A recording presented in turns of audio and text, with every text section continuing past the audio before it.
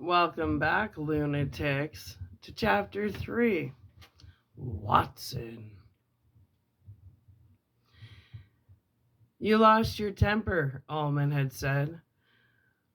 Okay, here's your furnace, Watson said, turning on a light in the dark, musty smelling room. He was a beefy man with fluffy popcorn hair and a white shirt. He swung open a small square grating in the furnace's belly, and he and Jack peered in together. This here's the pilot light, a steady blue-white jet hissing steadily upward, channeled destructive force. But the key word, Jack thought, was destructive and not channeled. If you stuck your hand in there, the barbecue would happen in 3 quick seconds. Lost your temper? Danny, are you all right? The furnace filled the entire room, by far the biggest and oldest Jack had ever seen. The pilot's got a fail-safe, Watson told him. Little sensor in there measures heat. If the heat falls below a certain point, it sets off a buzzer in your quarters. Boilers on the other side of the wall. I'll take you around. He slammed the grating shut and led Jack behind the iron bulk of the furnace toward another door. The iron radiated a stuporous heat at them, and for some reason Jack thought of a large, dozing cat. Watson jingled his keys and whistled. Lost your... When he went back into his study and saw Danny standing in there, wearing nothing but his training pants and a grin, a slow red cloud of rage had eclipsed Jack's reason. It had seemed slow subjectively, inside his head, but it must have all happened in less than a minute. It only seemed slow the way some dreams seem slow. The bad ones. Every door and drawer in his study seemed to have been ransacked in the time he had been gone. Closet, cupboards, the sliding bookcase, every desk drawer yanked out to the stop. His manuscript, the 3-act play he had been slowly developing from a novelette he had written 7 years ago as an undergraduate, was scattered all over the floor. He had been drinking a beer and doing the Act 2 corrections when Wendy said the phone was for him, and Danny had poured the can of beer all over the pages, probably to see it foam. See it foam? See it foam. The words played over and over in his mind like a single sick chord on an out-of-tune piano, completing the circuit of his rage. He stepped deliberately toward his 3-year-old son, who was looking up at him with that pleased grin. His pleasure at the job of work so successfully and recently completed in Daddy's study. Danny began to say something, and that was when he grabbed Danny's hand and bent it to make him drop the typewriter eraser and the mechanical pencil he was clenching in it. Danny had cried out a little, "No, no, tell the truth." He screamed. It was all hard to remember through the fog of anger, the sick, single thump of that one Spike Jones chord. Wendy somewhere asking what was wrong, her voice faint, damped by the inner mist. This was between the two of them. He had whirled Danny around to spank him, his big adult fingers digging into the scant meat of the boy's forearm, meeting it in a closed fist. And the snap of the breaking bone had not been loud. Not loud, but it had been very loud. Huge, but not loud. Just enough of a sound to slit through the red fog like an arrow. But instead of letting in sunlight, that sound let in the dark clouds of shame and remorse, the terror, the agonizing convulsion of the spirit. A clean sound with the past on one side of it and all the future on the other. A sound like a breaking pencil lead or a small piece of kindling when you brought it down over your knee. A moment of utter silence on the other side. In respect to the beginning, future may be all the rest of his life. Seeing Danny's face drain of color until it was like cheese, seeing his eyes, always large, grow larger still and glassy. Jack, sure the boy was going to faint dead, away into the puddle of beer and papers, his own voice, weak and drunk, slurry, trying to take it all back, to find a way around that not too loud sound of bone cracking and into the past. Is there status quo in the house? Saying, Danny, are you still all right? Danny's answering shriek. Then Wendy's shocked gasp as she came around them and saw the peculiar angle Danny's forearm had to his elbow. No arm was meant to hang quite that way in a world of normal families. Her own scream as she swept him into her arms, and a nonsense babble. Oh God, Danny, oh God, dear, oh sweet God, your poor arm. And Jack was standing there stunned and stupid, trying to understand how a thing like this could happen. He was standing there and his eyes met the eyes of his wife, and he saw that Wendy hated him.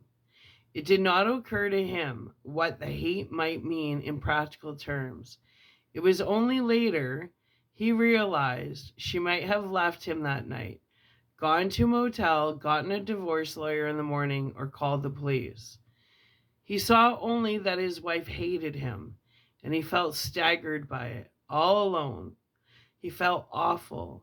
This was what oncoming death felt like. Then she fled for the telephone and dialed the hospital with their screaming boy wedged in the crook of her arm. And Jack did not go after her. He only stood in the ruins of his office, smelling beer and thinking, you lost your temper. He rubbed his hand harshly across his lips and followed Watson into the boiler room. It was humid in here, but it was more than the humidity that brought the sick and slimy sweat onto his brow and stomach and legs. The remembering did that. It was a total thing that made the remembering did that. It was a total thing that made that night 2 years ago seem like 2 hours ago. There was no lag. It brought the shame and revulsion back, the sense of having no worth at all. And that feeling always made him want to have a drink. And the wanting of a drink brought still blacker despair. Would he ever have an hour, not a week or even a day, mind you, but just one waking hour when the craving for a drink wouldn't surprise him like this? The boiler, Watson announced. He pulled a red and blue bandana from his back pocket, blew his nose with a decisive honk, and thrust it back out of sight after a short peek into it to see if he had gotten anything interesting. The boiler stood on 4 cement blocks, a long and cylindrical metal tank, copper jacketed and often patched. It squatted beneath a confusion of pipes and ducts which zigzagged upward into the high, cobweb festooned basement ceiling. To Jack's right, 2 large heating pipes came through the wall from the furnace in the adjoining room. Pressure gauge is here, Watson tapped in. Pounds per square inch, PSI. I guess you'd known that. I got her up to 100 now, and the room gets a little chilly at night. Few guests complain. What the fuck? They're crazy to come up here in September anyway. Besides, this is an old baby. Got more patches on her than a pair of welfare overalls. Out came the bandana. A honk, a peek, back it went. I got me a fucking cold, Watson said conversationally. I get one every September. I be tinkering down here with this old whore when I be out cutting the grass or raking that row court. Get a chill and catch a cold. My old mom used to say, God bless her. She been dead 6 years. The cancer got her. Once the cancer gets you, you might as well make your will. You'll want to keep your press up to no more than 50, maybe 60. Mr. Allman, he says, to heat the west wing one day, central wing the next, east wing the day after that. Ain't he a crazy man? I hate that little fucker. Yap, yap, yap. All the live long day. He's just like one of those little dogs that bites you on the ankle, then runs around and pees all over the rug. If brains was black powder, he couldn't blow his own nose. It's a pity, the things you see when you ain't got a gun. Look here. You open and close these ducts by pulling these rings. I got 'em all marked for you. The blue tags all go to the rooms in the east wing. Red tags in the middle. Yellow in the west wing. When you go to heat the west wing, you got to remember that's the side of the hotel that really catches the weather. When it whoops, those rooms get as cold as a frigid woman with an ice cube up her works. You can run your press all the way to 80 on West Wing days. I would go anyway. The thermostat's upstairs, Jack began. Watson shook his head, making his fluffy hair bounce on his skull. They ain't hooked up. They're just here for show.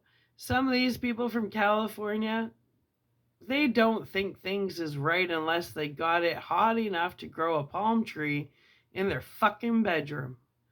All the heat comes down from here. Got to watch the press, though. See her creep. He tapped the main dial, which had crept from 100 pounds per square inch to 102 as Watson soliloquized. What the fuck? Soliloquized. Jack felt a sudden shiver across his back in a hurry and thought, the goose just walked over my grave. Then Watson gave the pressure wheel a spin and dumped the boiler off. There was a great hissing, and the needle dropped back to 91. Watson twisted the valve shut, and the hissing died reluctantly. She creeps, Watson said. You tell that fat little Peckerwood Allman. He drags out the account books and spends 3 hours showing how we can't afford a new one until 1982. I tell ya, this whole place is gonna go sky high someday, and I just hope that fat fuck's here to ride the rocket. God, I wish I could be as charitable as my mother was. She could see the good in everyone. Me, I'm just as mean as a snake with the shingles. What the fuck? A man can't help his nature. Now you got to remember to come down here twice a day and once a night before you rack in. You got to check the press. If you forget, it'll creep and creep and like as not you and your family'll wake up on the fucking moon. You just dump her off a little and you'll have no trouble. What's top end? Oh, she's rated for 250, but she blew long before that now. You couldn't get me to come down and stand next to her when the dial was up to 180. There's no automatic shutdown. No, there ain't. This was built before such things were required. Federal government's into everything these days, ain't it? FBI opening mail, CIA bugging the goddamn phones. And look what happened to that Nixon. Wasn't that a sorry sight? But if you just come down here, regular, and check the press, you'll be fine. And remember to switch those ducks around like he wants. Won't none of the rooms get much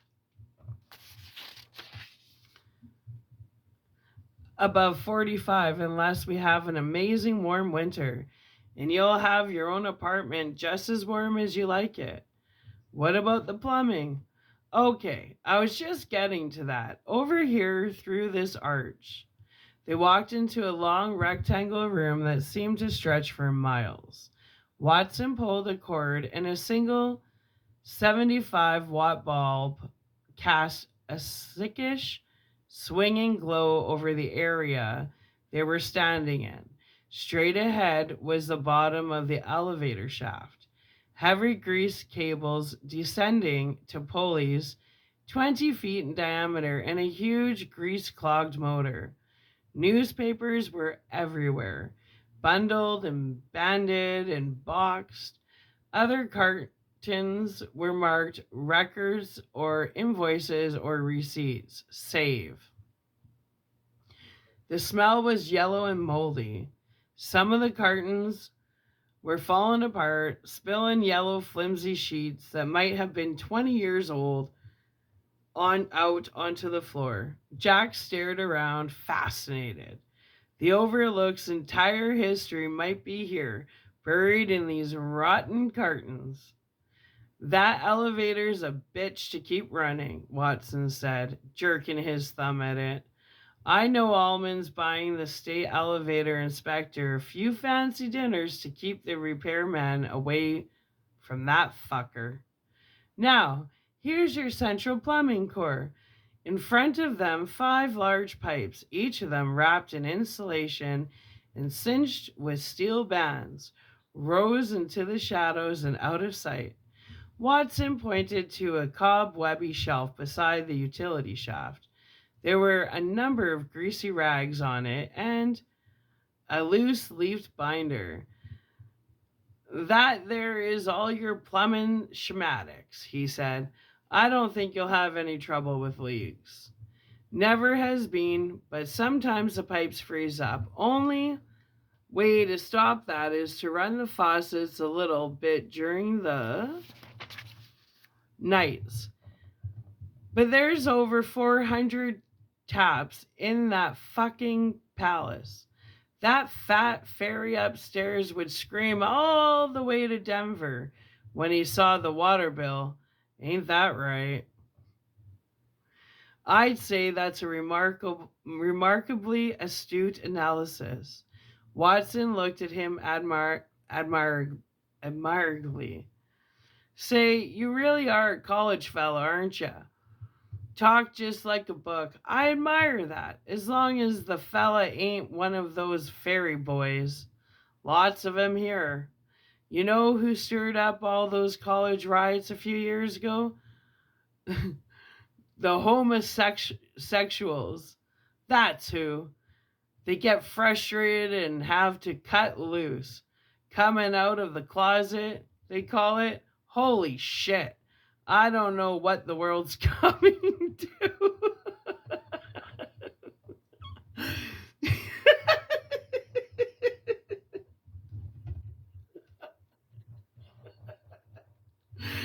No.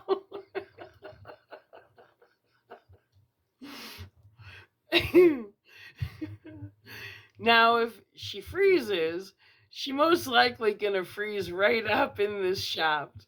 No heat, you see. If it happens, use this. He reached into a broken orange crate and produced a small gas torch. You might just unstrap the insulation when you find the ice plug and put the heat right to her. Get it? Yes, but what if a pipe freezes outside the utility core? That won't happen if you're doing your job and keeping the place heated. You can't get to the other pipes anyway. Don't you fret about it. You'll have no trouble.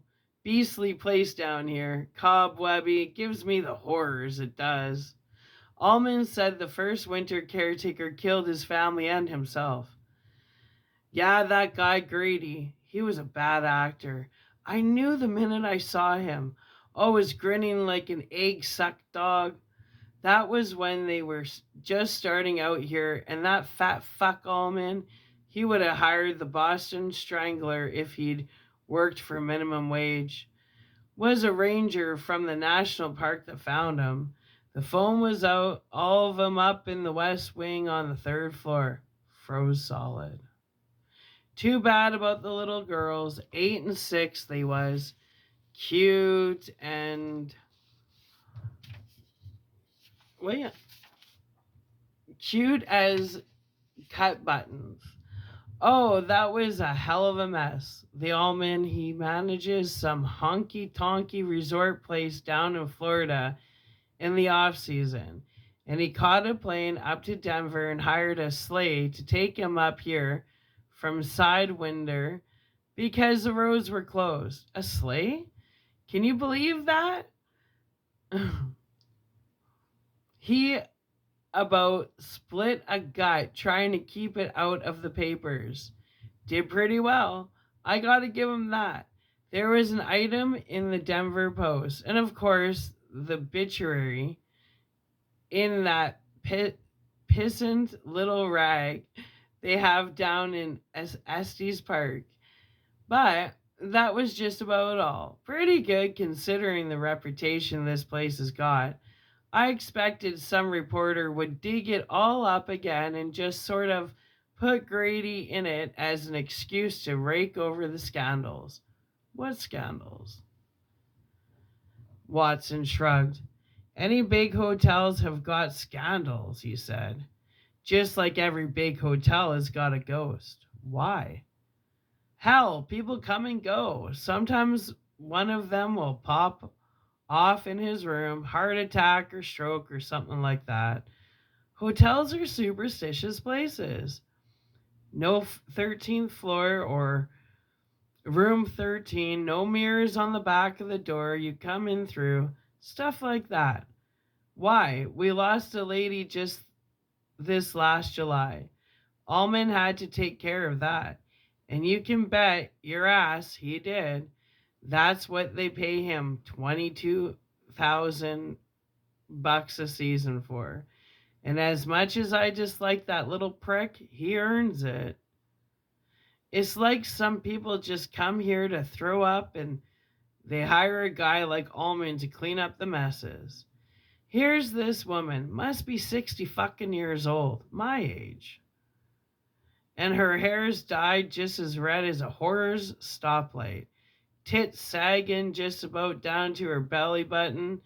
An account of she ain't wearing no brassy ear, big, very coarse veins, all varicose veins, all up and down her legs so they look like a couple of goddamn road maps.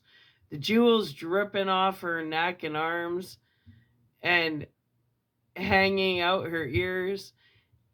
And she's got this kid with her. He can't be no more than 17, with hair down to his asshole and his crotch bulging like he stuffed it up with the funny pages. So they're here a week, 10 days maybe, and every night it's the same drill.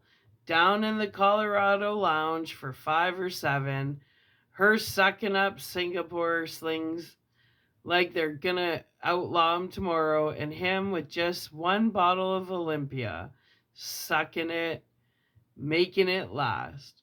And she'd be making jokes and saying all these witty things. And every time she said one, he grinned just like a fucking ape, like she had strings tied to the corners of his mouth. Only after a few days, you could see it was getting harder and harder for him to grin. And God knows what he had to think about to get his pump primed by bedtime. Well, they go in for dinner, him walking and her staggering, drunk as a coot, you know, and he'd be pinching the waitresses and grinning at them when she wasn't looking. Hell, we even had bets on how long he'd last, Watson shrugged. Then he comes down one night around 10, saying his wife is indisposed, which meant she was passed out again like every other night they was here, and he's going to get her some stomach medicine. So off he goes in the little Porsche that came in, and that's the last we see of him. Next morning she comes down and tries to put on this big act, but all day she's getting paler and paler. And Mr. Ullman asks her, sort of diplomatic like, would she like him to notify the state cops, just in case maybe he had a little accident or something? She's on him like a cat. No, no, no. He's a fine driver. She isn't worried. Everything's under control. He'll be back for dinner.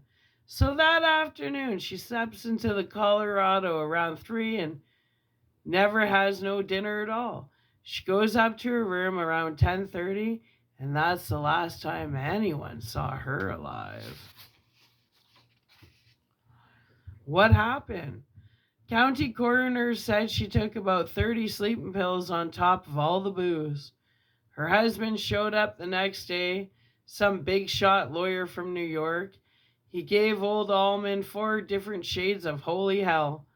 I'll sue this and I'll sue that, and when I'm through, you won't even be able to find a clean pair of underwear, stuff like that. But Allman's good, the sucker. Allman got him quieted down, probably asked that big shot how he liked to see his wife splash all over the New York papers. Wife of prominent New York blah blah blah found dead. With belly full of sleeping pills.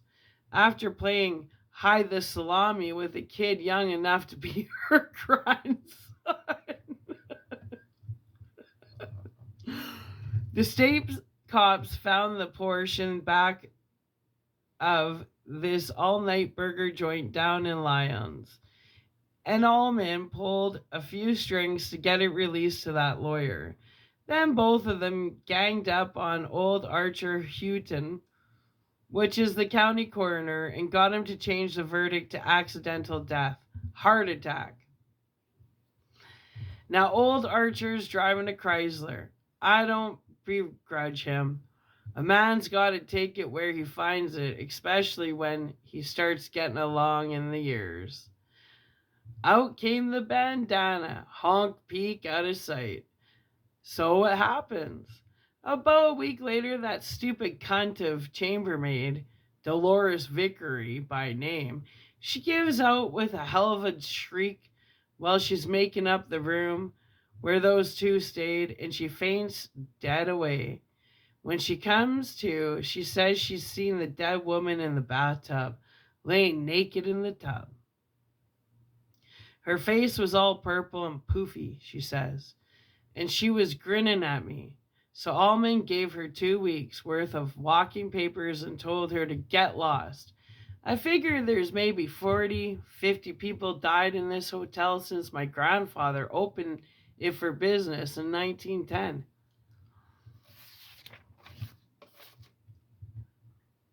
He looked shrewdly at Jack. You know how much of an go? Heart attack or stroke? Well, they're banging this lady they're with. That's what these resorts get a lot of. Old types that want one last fling. They come up here to the mountains to pretend they're 20 again. Sometimes something gives, and not all the guys who run this place was as good as Allman. is at keeping it out of the papers. So the Overlook's got a reputation, yeah? I'll bet the fucking Biltmore in New York City has got a reputation if you ask the right people. But no ghosts. Mr. Torrance, I've worked here all my life. I played here when I was a kid, no older than your boy in that wallet snapshot you showed me. I've never seen a ghost yet. You want to come out back with me? I'll show you the equipment shed. Fine. As Watson reached up to turn off the light, Jack said, "There's sure a lot of papers down here." "Oh, you're not kidding. Seems like they go back 1,000 years. Newspapers and old invoices and bills of lading and Christ knows what else. My dad used to keep up with them pretty good when we had the old wood burning furnace, but now they've got all out of hand. Some year I gotta get a boy to haul them down to Sidewinder and burn them. If Allman will stand the expense, I guess he will if I holler rat loud enough. Then there are rats. Yeah, I guess there's some. I got the traps and the poison Mr. Allman wants you to use up in the attic and down here. You keep a good eye on your boy, Mr. Torrance. You wouldn't want nothing to happen to him." "No, I sure wouldn't." Coming from Watson, the advice didn't sting. They went to the stairs and paused there for a moment while Watson blew his nose again. "You'll find all the tools you need out there and some you don't, I guess. And there's the shingles. Did Allman tell you about that?" "Yes, he wants part of the west roof reshingled. He'll get all the for free out of you that he can. The fat little prick, and then whine around in the spring about how you didn't do the job half right. I told him once right to his face, I said. Or I told him once right to his face, I said." Watson's words faded away to a comforting drone as they mounted the stairs. Jack Torrance looked back over his shoulder once into the impenetrable, musty-smelling darkness and thought that if there was ever a place that should have ghosts, this was it. He thought of Grady locked in by the soft, implacable snow, going quietly berserk and committing his atrocity. Did they scream, he wondered?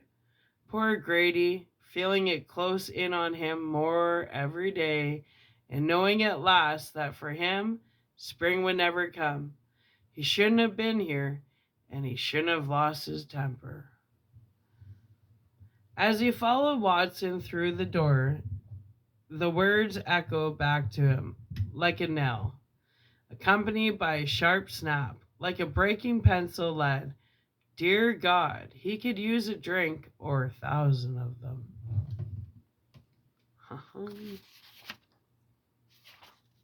All right, we'll upload this, and then we're going to get into Chapter 4, Shadowland. Yeah, all right.